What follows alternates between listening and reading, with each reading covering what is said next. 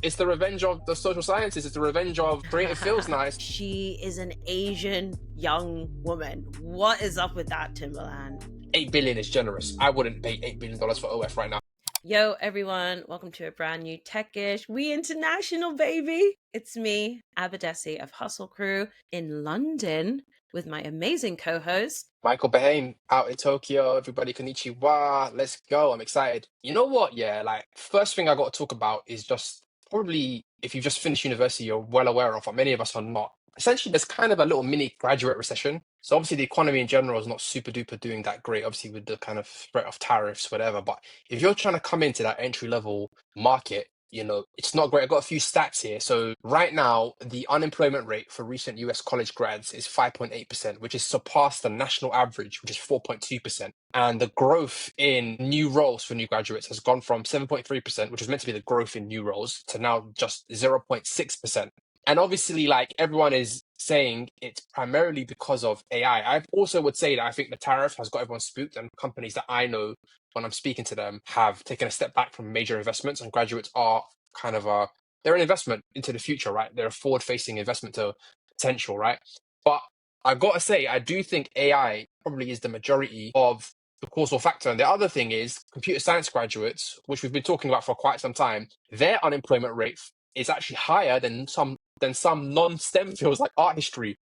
It's the revenge of the social sciences. It's the revenge of the creative fields now. It's looking like after so many years of everyone learned to code, everyone's coding, and now it looks like the kids who went down the kind of more artistic route might actually have more job security. What's your thoughts on this? And I guess we can wrap it up with like tips to kind of push forward for these sort of young grads. But does this like feel true to what you've seen? Any young folks in your life who maybe are struggling? Like what's hitting you when you see all this? I think one of the things that's really interesting is I actually just did like a talk for a bunch of recruiters that recruit graduates and early careers recruiters. And for them, AI plays like a different challenge in the sense that they were actually like overwhelmed with the volume of applications they received. So I think it was like at the end of last year, that graduating class was like the first class of graduates to have access and competence with using Gen AI, and recruiters said that they were literally overwhelmed. Like the volume of applications like exponentially grew to a point where they were like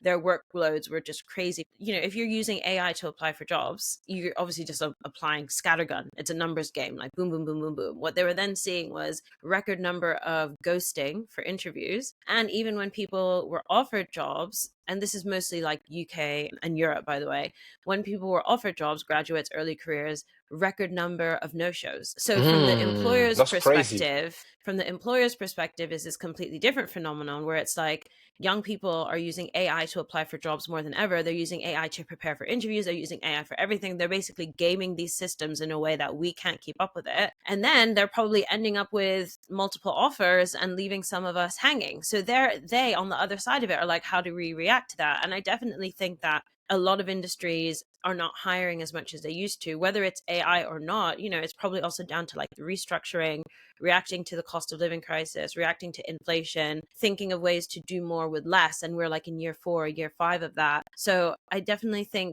there's like a lot of other variables that are impacting this, not just the automation of jobs, even though 100% a lot of, you know, jobs that require very little specialist skills, entry level suitable, are probably being automated. I think there's like other stuff also going on. Yeah, so essentially you're saying that these recruiters, they would use things like cover letters maybe to kind of stem the flow of applicants, right? We all had that feeling when you used to apply for roles and they'd be like, give us a cover letter. And you're like, oh, F this, I do not want to do a cover letter. But right now with AI, you can just spam out these applications like nothing.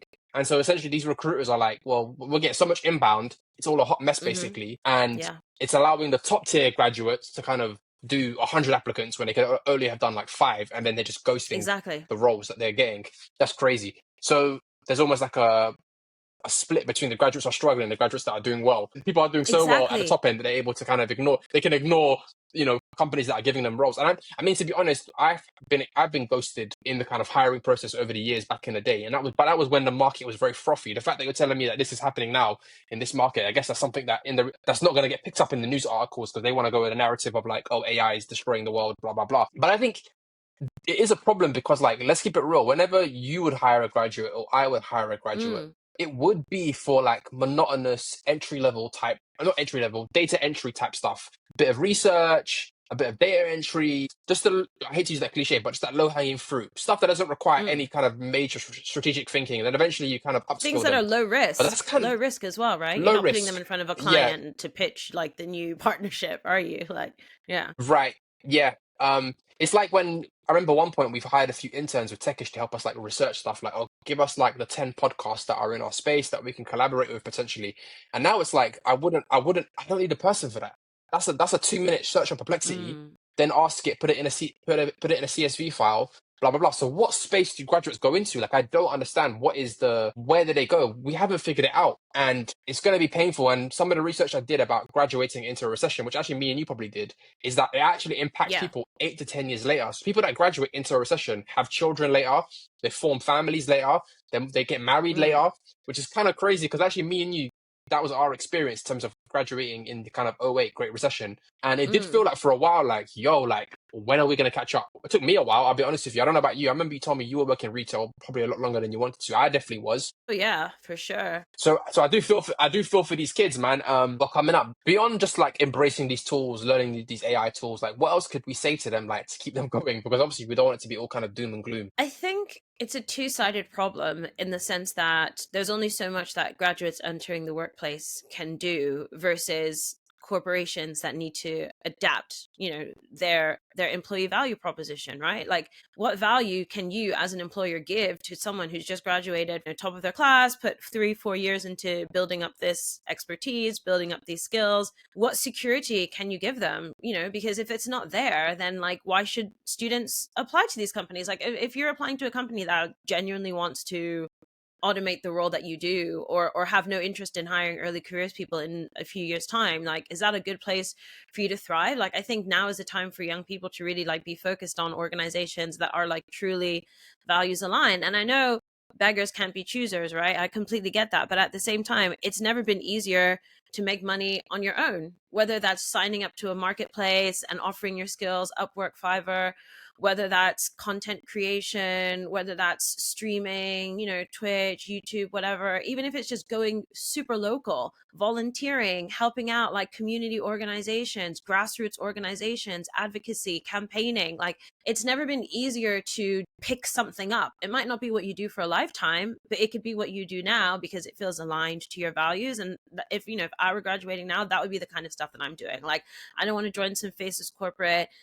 climb the ladder for 10 years in the hope that I finally make it to the top. Like, no, I'm just like, where can I go and genuinely apply myself where I can learn, I can make an impact, I'll be appreciated. And I do that as long as I can until I have my next idea, until I have my next inspiration. And, travel. If you don't find those opportunities where you are, be open-minded, like go to the global south, go to other parts of the world where people will look at you as a native English speaker, as someone with those credentials, and you will be a valuable asset to that organization. Like global west is not the only economy. There are so many places out there that are growing a lot faster. Yeah.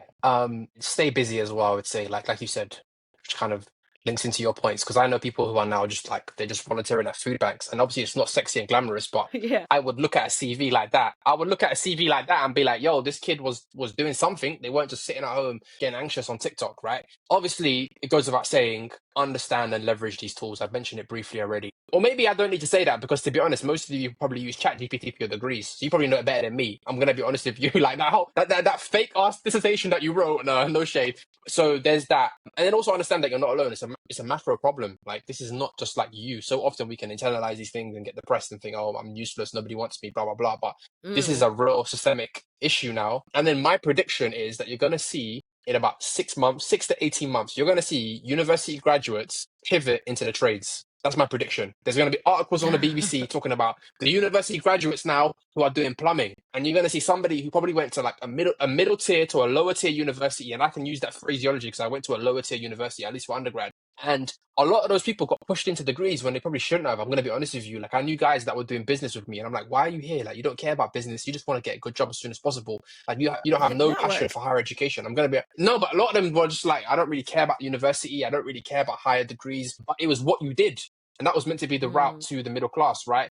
So will there be people who are like, do you know what? I'm going to go into the trades now. I'm going to find a way to borrow the money from parents or borrow the money from a bank and end up becoming a plumber and get on six figures quicker than some of these graduates are, because that's probably where a lot of the economic activity is going, not in a Zoom job where you turn up on Zoom and you do click clack on your laptop and you send over an email. That might not be where the kind of economic opportunity is for young people. I don't know. That's a prediction, innit? Hold me to that. Come back in 18 months to see if I was right. But I got a feeling those articles are going to start coming out soon because A, it's a great story, and B, it makes sense. Do you know what I'm saying? Like, maybe too many of us did go to university. I'm going to be honest with you. Like, and a lot of it was about getting people in a lot of debt and forcing a model that no longer exists. So I don't know. You got to be careful not to sound too elitist, because obviously I went to university and I don't regret it. But so that's not, but that's the reality. I don't want to say something to do something that I probably wouldn't do. I'm not going to say do How this, but many I'm just saying people for some you went to people, is that going to make more university with? sense? How many people you went to university with ended up learning a trade? I know people that ended up studying law and then realizing that they hated law after 18 months working in a law firm. And then they ended up working in property. So in a sense where they would borrow money from parents if they were privileged enough to do so. And they would end up working with builders. And then they ended up learning how to do certain things because it was cheaper for them to do that. So I'm just saying it has happened, and it probably will be more likely to happen, because if you had to bet some money, who's going to get on six figures quicker? I don't know. I'm just saying, let's see. Tell me if I'm wrong, audience. If I'm completely smoking crack here, I'm willing to admit that I'm wrong in it. But speaking of AI, the other interesting AI story was that Timbaland has announced an AI artist that he's working with. He's launched an AI company called Stage Zero, and he's partnered up with Sunu. So Sunu is a platform that allows you to create beats via AI. I've actually had to play around with it, and the music is actually pretty okay. Like, it's not amazing. New theme tune. But essentially, yeah. So essentially, Timbaland is going to input the musical demos, then Sunu will create the melodies and vocals, and then it will be modified by like a human person. But essentially, the artist is this person called TaTa, I think. Yeah, and she's an Asian woman, or looks appear to be Asian woman. I don't know. This is very dodgy, I'm gonna say, because just in terms of like, yeah, I don't get it personally. In terms of just like, why are you doing that? I don't know, but she won't be real, and she will release and produce music. Now, the backlash has been quite severe. A lot of musical artists have already come back and criticized Timbaland. I saw him on a Twitch stream where he was getting cussed out by other producers. What's your initial thoughts of this? You're married to a musician. You know what I mean? You are very much going to gigs. I see you kind of like somebody who's very much involved in the arts. You wrote a stage play. You know what I mean? So what's your feelings about credible artists like Timbaland now saying, I think the future is AI, and I'm hitching my wagon to it? He's gone proper, if you can't beat them, join them. I still find it really problematic how artists' copyrighted work has been used by models. You will notice that I did not make a Facts. Studio Ghibli avatar. That was an act of protest. I decided not to do that. Out of respect for the artist. And I find it very, very problematic that, copyrighted material from novels to songs to poetry is being fed to Anthropic, OpenAI, Microsoft X, all these big tech platforms that, quite frankly, can afford to pay the artists, can afford to pay the creators, and just choosing not to for the benefit of them, right? Commercially, financially, like who's getting richer out of all this? It ain't me. It ain't you.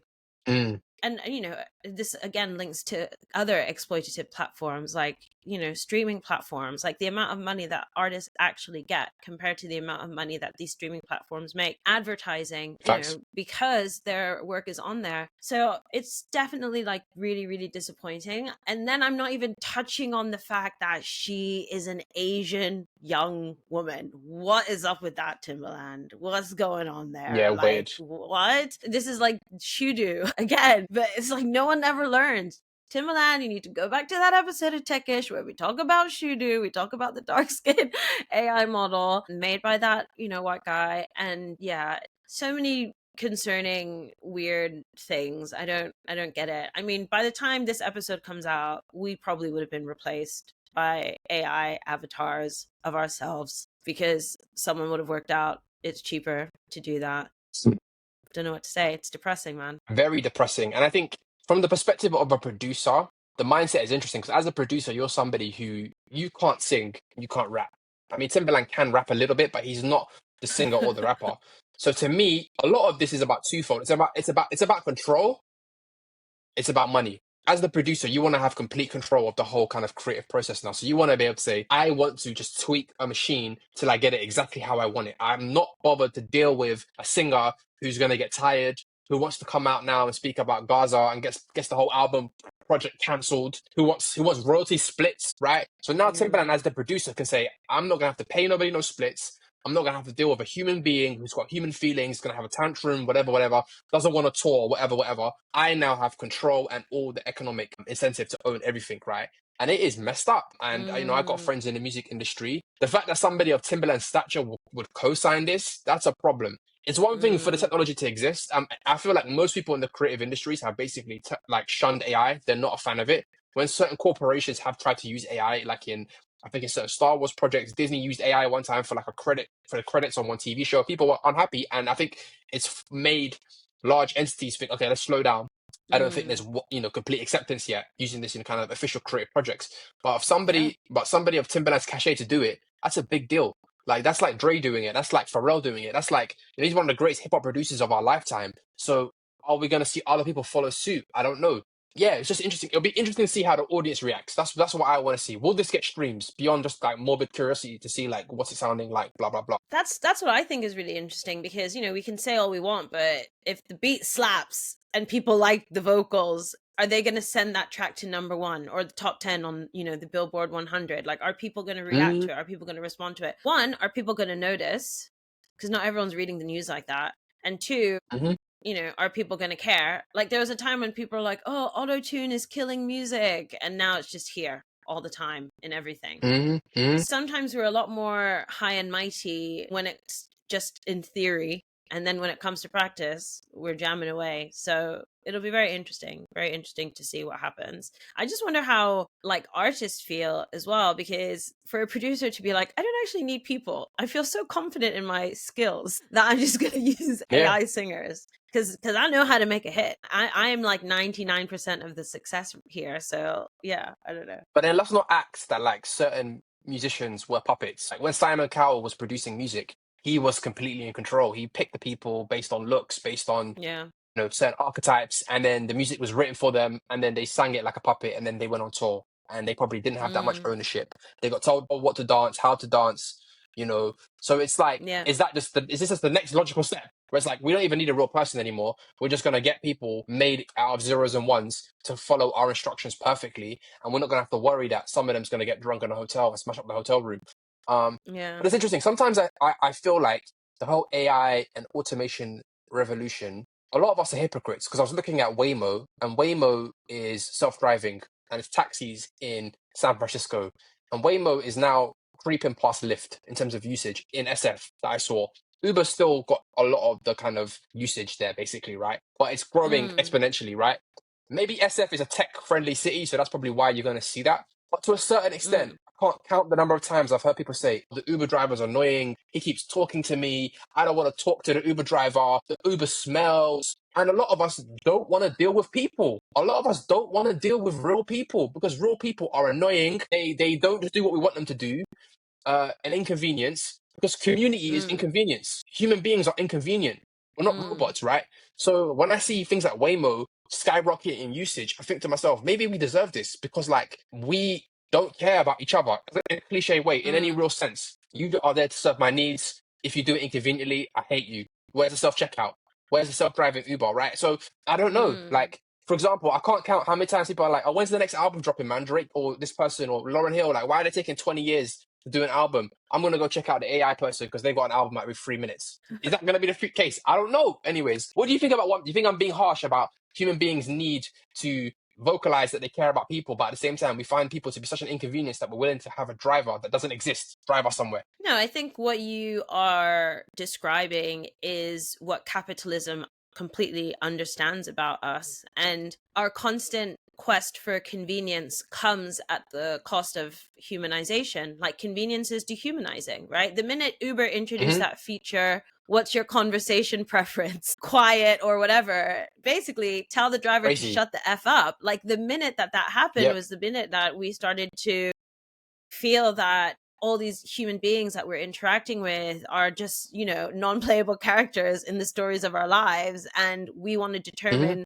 the terms on which we interact with them. And I think there's something incredibly dehumanizing in that. And I think it leads to like extreme isolation and loneliness. Look, you're literally streaming in from Japan, Tokyo, the land of individual lifestyles, right? Like I remember going into noodle bars where you don't even need to talk to someone to make an order. You just like push a button, walk up to a window, someone lifts the window, pushes your bowl through, you get it, you go and you sit down. And, you know, what's mental health looking like over there? You know, in the short term, we Facts. say, this is amazing, this is what I love, this is what I get. And then in the long term, we feel lonely, we feel sad, we're sleeping with a sex doll, wondering why no one loves us, or walking into the woods, never to be seen again. So yeah, I think convenience is, it's a bit like a cancer. It doesn't kill you at Hmm. first. It takes a while. And then by the time you realize it's there, it's probably too late. Yeah, and then you're like, why am I anxious and depressed? Obviously, shout out to everyone who has genuine, you know,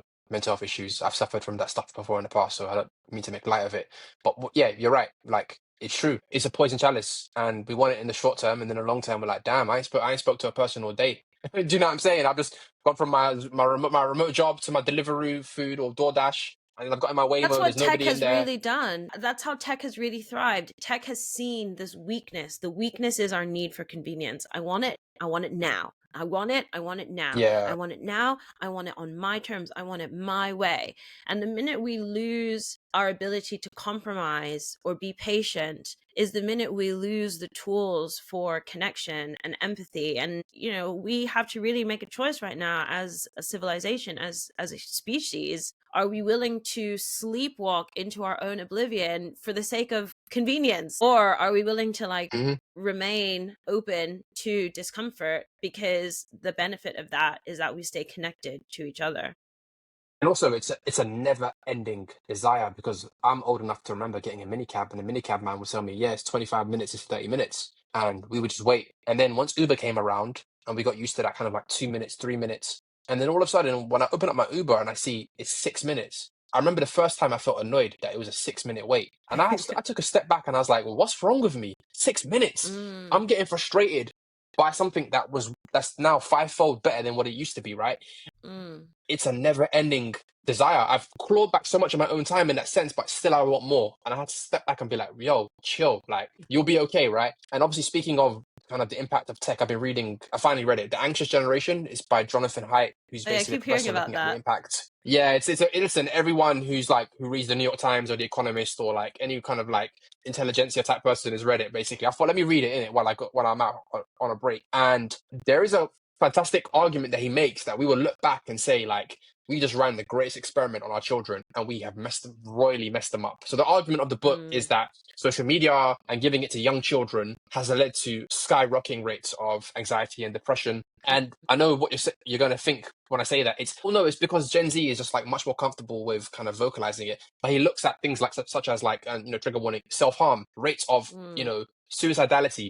These things are not just about vocalizing. These are actual real world things that turn up in hospitals. And people are like, okay, we can see the skyrocket. And it's more in the short term, it's more in young girls in terms of the impact. But then as they get older, it's also in young boys in terms of isolation and kind of incel culture and stuff like that. So yeah, we're gonna look back in 20, 30 years, just like we looked at cigarettes, and think, how did we let, our little bambinos go through this and let people make trillions of dollars off it, and we all did it and smiled and thought, yeah, why not? Little Timmy, have a good time there, swiping on YouTube Shorts and watching Mr. Beast and eroding whatever kind of dopamine receptors you have in your brain before you're 12. So yeah, it's mm. crazy. I recommend the book, have a read, or watch a YouTube talk where the guy's on it. And it's stuff that we've covered. It's stuff that me and you have been saying for years, but we never Yeah, had the data to back it up. We were just yeah. instinct. We were just normal people. We understood like this is crazy. We work in this industry. It's obvious this is not good. But he has the data and he has the argument and he's got the ears of the people in charge. So you know what I'm saying. Put a health This is like, warning on yo, pay it. us and we'll tell you. Put a health no, Yeah, you I said said that. You've been put saying that. a You've been health saying that. warning on it. I've been saying it. Like, I have to see, like, TikTok for me is like smoking crack.